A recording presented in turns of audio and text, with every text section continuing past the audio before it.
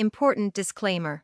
This podcast may contain content, language, and discussions that could be unsuitable for certain audiences. Listener discretion is advised. The views and opinions expressed by the hosts and guests are their own and do not necessarily reflect the views of the podcast platform. Parental guidance is recommended. Additionally, please be aware that this episode includes discussions about violence against women. A trigger warning is issued, and we encourage sensitive listeners to exercise caution. Thank you for understanding.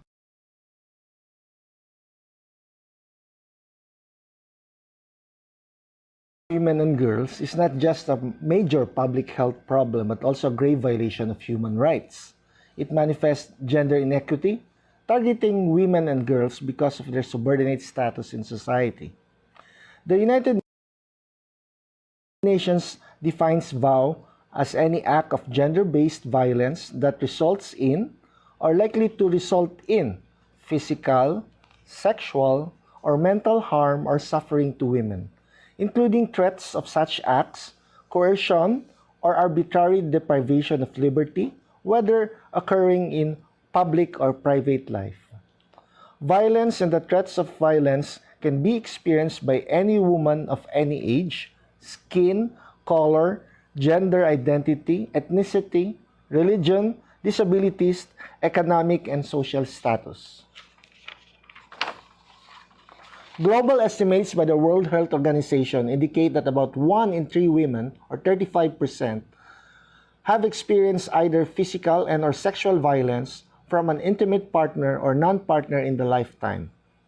In the Philippines, the National Demographic Health Survey, last 2017, released by the Philippine Statistics Authority, revealed that 1 in 4 Filipino women aged 15 to 49 has experienced some physical, emotional, or sexual violence from their husbands or partners.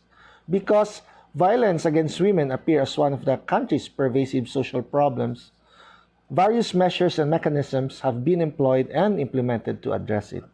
One of which is the 18-day campaign to end violence against women, an advocacy campaign that is observed annually from November 25 to December 12 as mandated by Proclamation 1172 Series of 2006. Silangan Multipurpose Cooperative, Gender and Development Committee, and NATCO Federation Gender and Development Committee proudly had also joined the 18-day campaign to end VOW.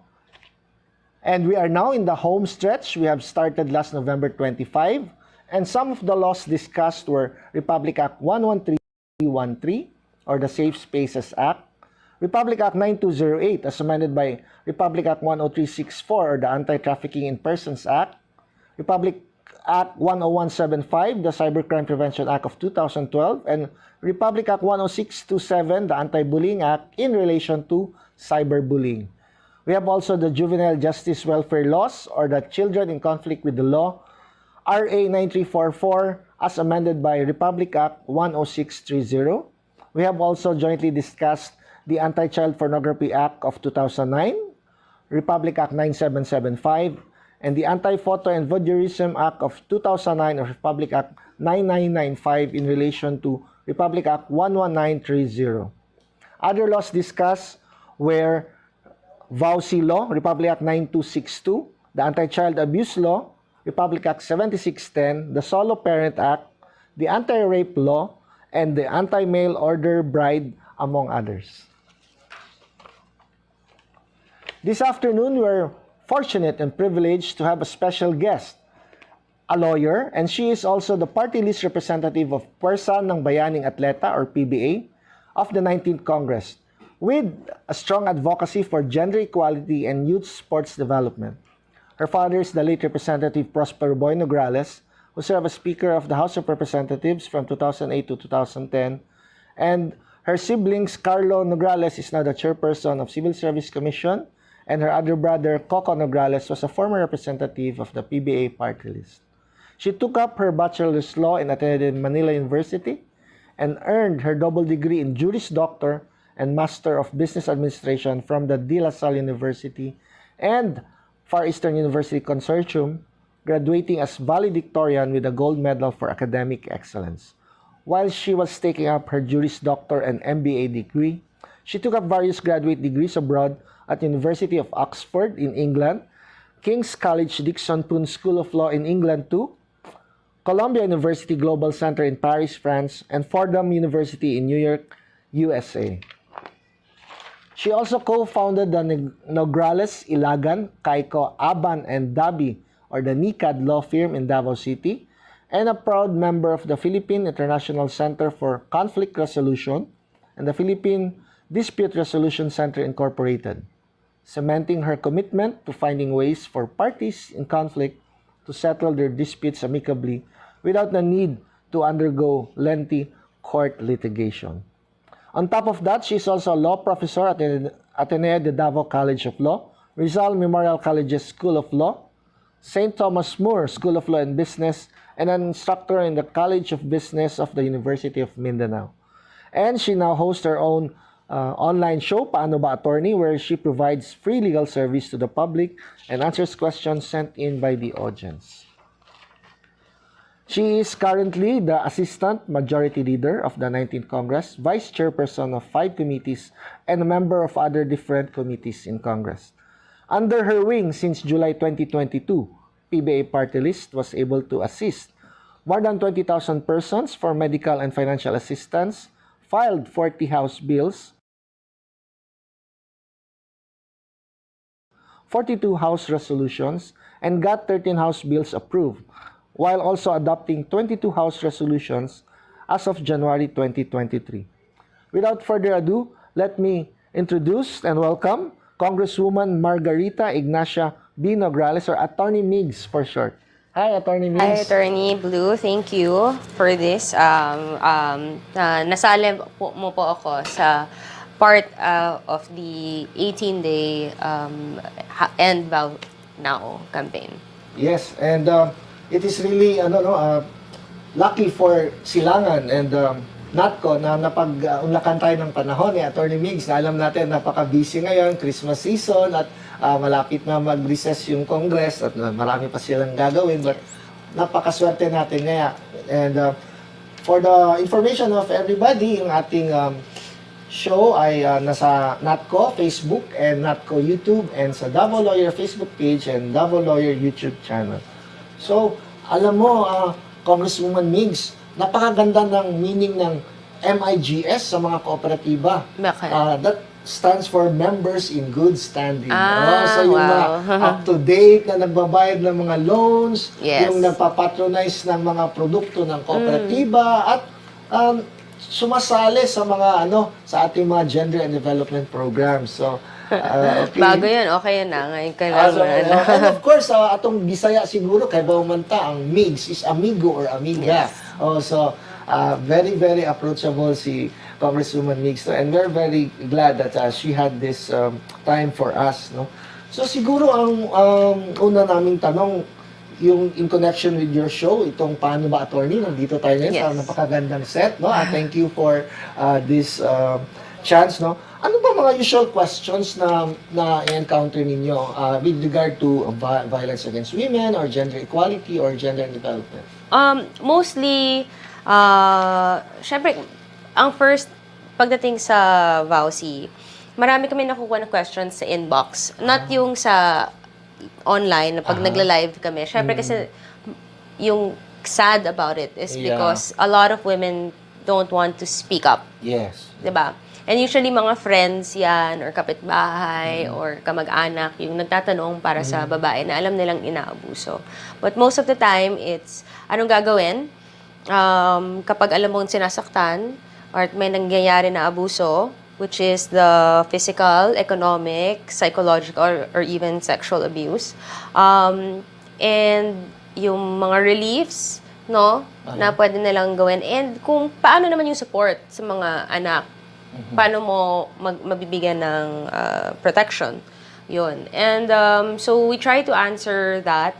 We do posts about it. I do posts about it on TikTok to make it more simple. Kasi not a lot of people kaya na lang magsubaybay during the live, right? So we do posts about it on more of the general things. And we've done a post about the violence against women, at saka yung battered women syndrome. And today we talked about it in our live also, and then now we're talking about it to support this one. But it's a general, it's mostly kung paano ba kumuha ng support sa bata, at saka protection. Yes. I understand you are now on your 11th live Yes. episode, and meron bang mga previous episodes na about cyber libel or cyberbullying? Episode 3 is on libel and pasok dun yung cyber libel. Yes. Episode 5 is on cyberbullying. So you can watch that sa Facebook page. You can also follow us sa Spotify kung, di ba, habang nagda-drive kayo, gusto nyo panoorin, okay. pakinggan. Yes. YouTube also, you can go back to those episodes. So, Yes. Okay. Would you also like to invite them? Your schedule is every Saturday, yung ano? yes. So, paano ba, Attorney PBA, every Saturday we go live, 2 p.m. Today lang na late kami kasi galing kami sa medical mission kanina sa MAA. But it's every Saturday, 2 p.m. Every other Saturday sa PTV. And sa 101.9 FM also. But you can also, again, watch us, listen to us sa Spotify at any time. And YouTube, and Facebook, and TikTok. Napaka-active talaga. Nahihiya ako kay Atty. Migs kasi parang napaka-lusog ko kumpara sa napaka-fit niya. No? Hindi naman, grabe. I-invoke na namin siguro yung aming budget next year para sa Biggest Loser ng mga silangan multipurpose cooperative. May ganun kayo. Oo, para okay. sabahan natin ng sports, we also have psychological wellness, Yes. and of course, financial wellness, no? Yung nakatanggap na dyan ng mga bonus, ha? I-diretso nyo kay Mrs., ha? Huwag nyo idaan kung saan-saan, ha? But if you have that, it's sa health and sa sports, usually naman po, nagbibigay ng support yung PBA. Yes. In fact, PBA has been a sponsor sa Pitch Ping Pong. No, una po ito sa Davao City at ang balak ng mga Davaoenos ay gawin itong international sport kasi ang mga ibang kalaro natin ay mga principal sa DepEd at mga kasama sa kooperatiba. Yeah. So, ang silangan din ay nakapag-sponsor yata ng 2 or 3 na rin, including yung last November 19, International Men's Day. Meron din tayong ping-pong tournament and financial wellness and good nutrition. So, we'll go back to our topic, no, yung about cyberbullying. You shared in your page, I mean your website, no, na nasabi mo na it takes a certain grace, strength, intelligence, and fearlessness for a woman to live in a man's world. Could you kindly share with us your experience ng bullying or cyberbullying, and what did you do? Are you trying to do with it in the meantime? Yeah. So, iba kasi ang pagtrato sa babae. Kaya nga tayo may, di ba, anti-vowsy law. We have this campaign. And even if we say na, hindi, equal na yan. Pag may lalaki na may ginawa, for example, na maglalaban siya for someone's right, sasabihin ng galing. Di ba? Pero pag babae, sasabihin, ang tapang nito, ang ambisyosa. So, di ba pareho lang naman yung goal? Yes. So, it takes a certain independence and strength to really, live in a man's world na even if, di ba, as sad as it sounds, and it's better naman now compared to before, na mas may equality, iba pa rin pag parang kusog ang babae. Kung kusog ang babae, laipog paminawon, di ba? Yes. Na, ay, sama na, yan. Pero pag ang lalaki, ganyan. Normal lang nga. Di ba parang, kuyaw ka, ayaw siya ba? So, and there's a certain expectation din na yung babae din, parang dapat mahinhin, tahimik lang. And that's why I always say, with the Paano Ba Attorney, with my shows, that's why we're doing this. We're doing the free legal advice so that people will know your rights, not just with bullying. Yeah. I talked about this in my law journey. Yung pinagdaan ko sa law journey ko, you can watch it sa pages, any of my social media pages, that I've been bullied throughout my life. And even currently now, dahil sa pinaglalaban ko, um, because I see mistakes that, you know, you have to protect and do your job. You have to protect the people, and kung may nakikita ka mali, dapat talagang paglaban mo. You know, you're being bullied for it. And it's something na, yun, it takes a certain grace and confidence and strength. And I shared in my live earlier today that it's sad because bullying does not only, diba, hindi lang nakaka-apekto yun sa mental health ng tao. Meron akong dalawang kaibigan na nag-suicide because of it. And that's why I filed also a bill to strengthen our bullying laws. Kasi yung bullying laws natin ngayon is it's only within the school. Yes. Paano naman sa workplace? Paano naman sa mga professional? Kasi it's only elementary and high school. Wala sa college. Wala sa workplace. Wala. Also sa mga kapitbahay and the elders. Parang dapat walang bullying for all. We're studying also right now with the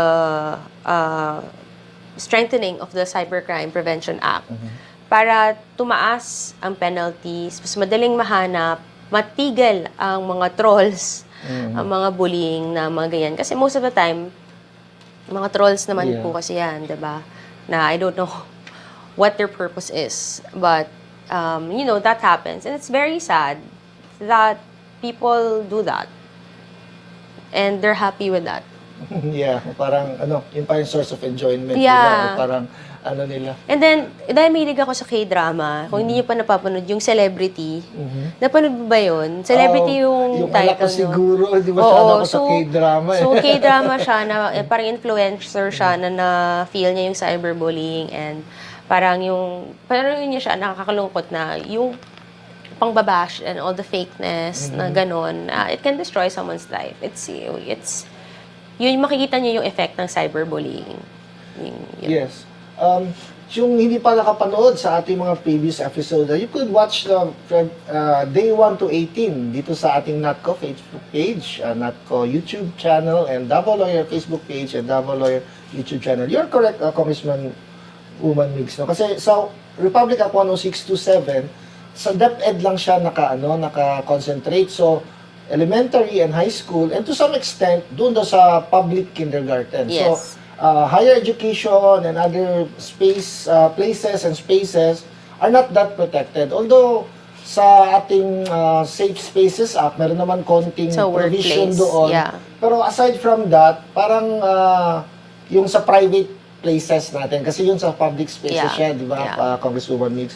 So, anong proseso ba ito? Anong paraan ito? Dadaan mo na sa committee ba ng House? Tapos, can you also give a short explanation how the bill could pass into law? Yeah. Well, I have a post on it if you really want a detailed explanation. Okay. But to be, para, di ba, konti lang yung time natin. Sige. Under the Constitution, may first reading, second reading, third reading yan. So, when you file a bill or a resolution sa House, meaning Congress muna yan, whether in Senate, tapos may counterpart ang House of Representatives sa Congress, babasahin yan. Pagtapos basahin yan sa floor, refer to the proper committee. Kunwari, anything related to VAUSI or gender, pupunta yan sa Committee on Women and Gender Equality. Ihihearing yan ng committee members. Kung may mga amendments sila, mag-invite ng resource people para sabihin yung kanilang mga comments or what they want. And then if it gets passed, then it goes second reading. Sa second reading naman, yun yung nakikita nyo may debate na sa floor. Ayun. And then if it gets passed on second reading, may mga doon lang pwedeng maglalagay ng mga amendments ang ibang members of the House na hindi part ng committee. And then, pagkatapos po nun, pag pinasa yun, third reading, no amendments, and then we deliver to Senate. Senate will do the same thing. Yeah, May first, second, third. tapos committee, and third. Kaya medyo natatagalan yung mga iba. Unless nga sabihin priority bill siya. And maraming in favor for something. Do all of the bills sponsored from the House and the Senate have a joint, parang Usually, it's mga joint resolution. But what we call it is counterpart. counterpart? Oo. So, kung kaya nag-file sa Senate, magkakaroon ng counterpart sa House. Para parang mas mabilis in a way dahil gagawin na ng House, medyo pareho siya, gagawin na rin ng Senate, medyo pareho siya, para pagdating doon, i-combine na lang, titingnan. Kasi kailangan pa rin nila gawin yung proseso nila. I see. Oh. Wow, that's good to know, no? So, nag-review tayo ulit ang ating Constitution and how a bill becomes a law. You mentioned that merong mga bills na galing pang Senate at may counterpart sa House. Meron na bang counterpart sa House, yung divorce bill coming from the Senate? So, yes. So right now, yung Senate, yung narinig po ng mga tao, ay may divorce law na hindi po wala pa po. Sa Sharia courts, yes, meaning sa Muslim laws. Pero sa atin, hindi pa po siya batas. Na-approve lang sa committee level ng Senate yung sa parang absolute divorce, I think. Sa House level, I'm part of the Committee in the Population and Family and Population Relations, yun. And we're still undergoing the discussion sa divorce bill. Because syempre, kailangan lahat-lahat kami magkatugma-tugma sa grounds. Yes.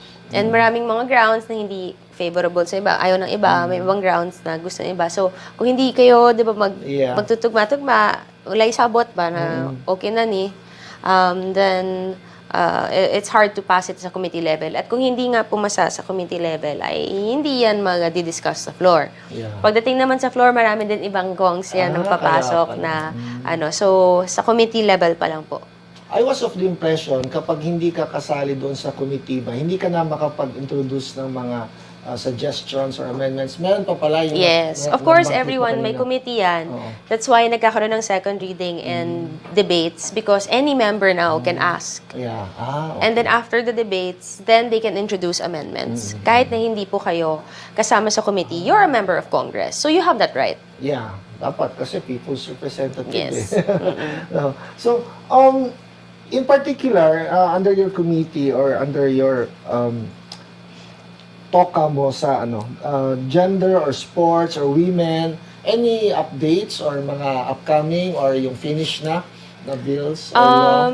Well, Senate, one of the bills that I filed, that I co-sponsored, yung sa anti-smuggling bill to include tobacco, diba, as economic sabotage. First, wala kasi yung tobacco sa smuggling act, anti-smuggling act. Tapos, economic sabotage na tataasan yung penalties. And nakikita natin na maraming smuggling, diba? Lalo na dito sa Davao, right? So, it already got passed in Senate sa second reading, I think last week. Okay. So, hopefully, it becomes a law soon. Yeah. Resolutions, congratulating, naman. Sa ibang bills naman, it's still being heard or will still be heard. But yun nga, meron akong final na anti-domestic abuse law na lang. So this VAUC will be, meron pa rin VAUC, pero yung anti-domestic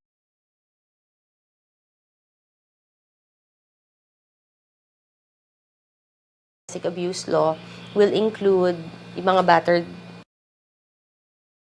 men na. and Okay. LGBTQI plus community. Pero, syempre, yung problema kasi dito, mawawalan daw ng power yung mga girls. So, kailangan pa discuss yung bakit parang mapapawalang visa daw kasi yung VAUC, no? Which, I understand, kasi diba, women really push for it. Yeah. But we also have to understand, meron din naman mga lalaki at saka the LGBTQI plus community. Yes. So parang binabalance yon and mahaba pang discussion yon. Yeah, if I remember correctly, parang si Congressman Coco pa rin yata yung propose niya noon.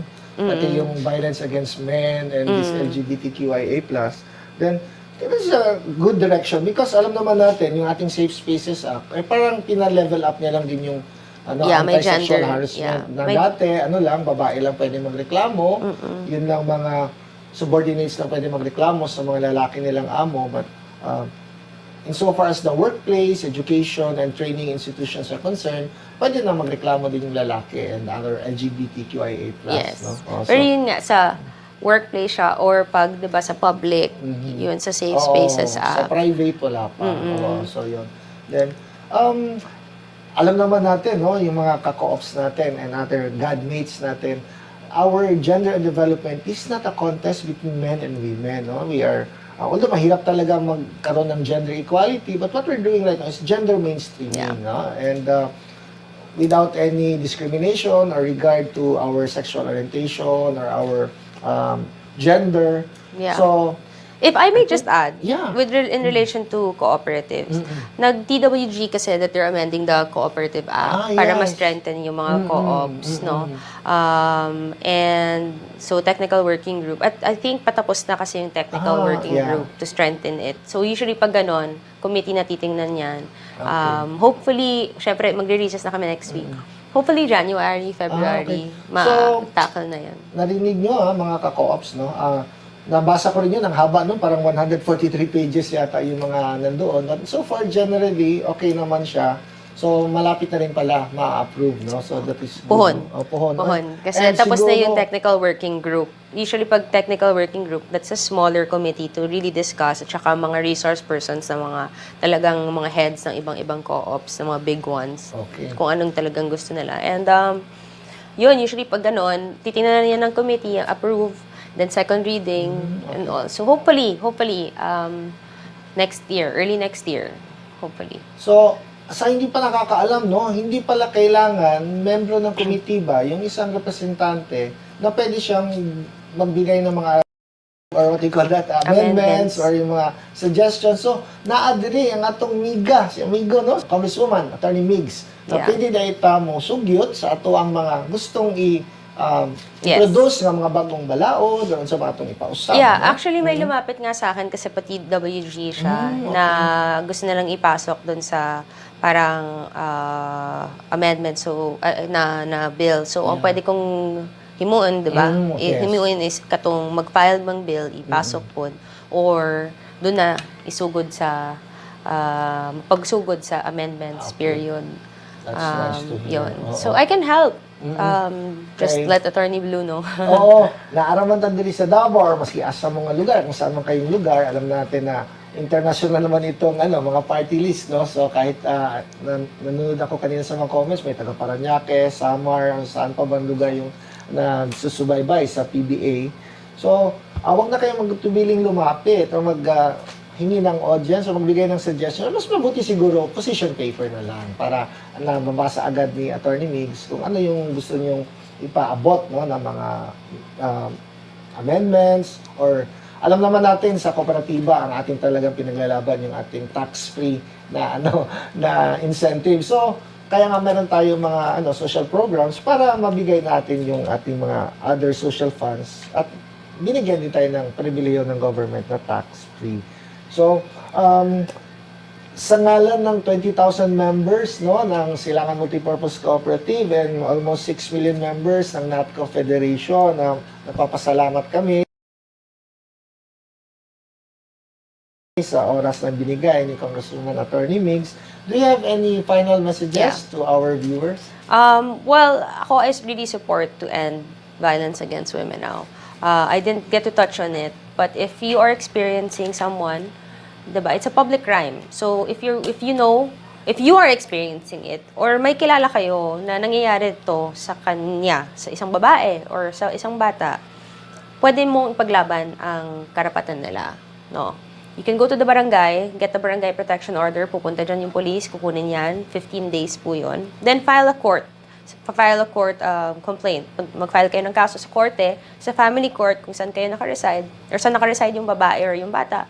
And then get the temporary protection order. Or 30 days yun, or the permanent protection order.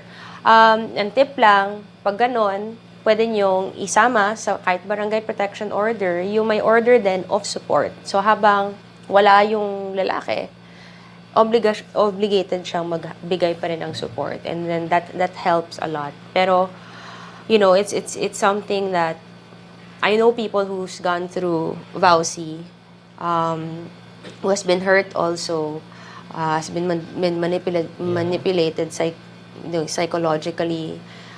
Mabigat siya, masakit siya kasi nakita ko yung pinagdaanan. And in a way, nangyari din siya sa akin before.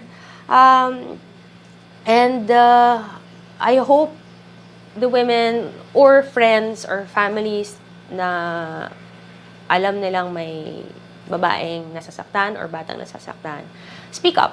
Huwag kayo matakot kasi may karapatan kayo and fight for your rights. And dun kayo sa tama, diba? Protect also who we need to protect. Kahit ano sabihin, pag alam mo na sa tama ka, paglaban mo. Parang hindi yun yung show ko eh. Paglaban mo iba eh. Ganyan talaga mga abogado eh. Paglalaban talaga yes, natin. and I invite you to follow all my social media pages to know even more about other laws because we're here to make the law simple for you.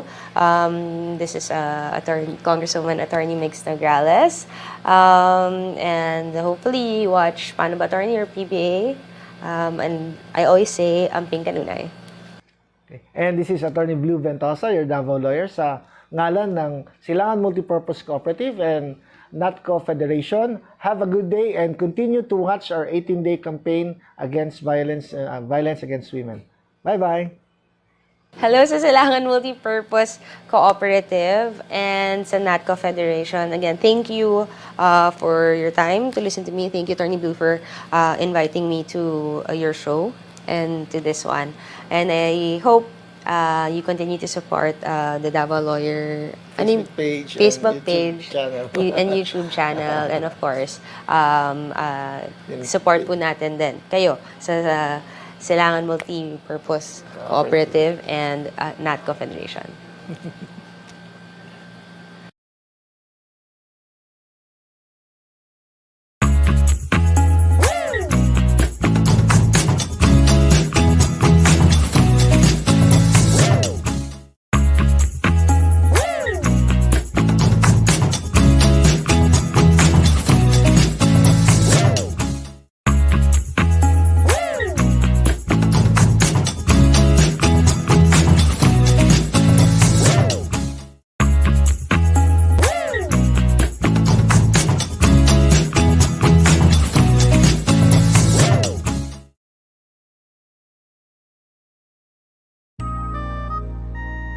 Katulad ng pagsikat ng araw, nakasisiguro